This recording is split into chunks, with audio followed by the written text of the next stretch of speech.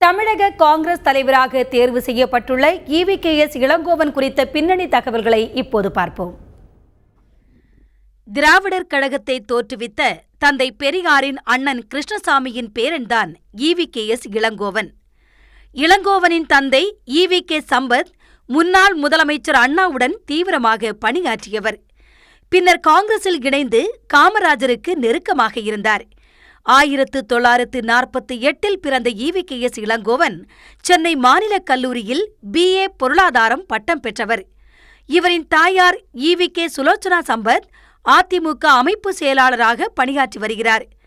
இளங்கோவன் சட்டப்பேரவை உறுப்பினராகவும் நாடாளுமன்ற உறுப்பினராகவும் மத்திய தொழில் மற்றும் வர்த்தகத்துறை இணையமைச்சராகவும் பணியாற்றியுள்ளார். ஏற்கனவே தமிழக காங்கிரஸ் தலைவராக பணியாற்றிய போது அதிரடியான பேச்சுக்களாலும் நடவடிக்கையாலும் பிரபலமாக அறியப்பட்டவர் ஈவிகேஎஸ் இளங்கோவன். தற்போது மீண்டும் தமிழக காங்கிரஸ் கமிட்டி தலைவராக அவர் நியமனம் செய்யப்பட்டுள்ளார்.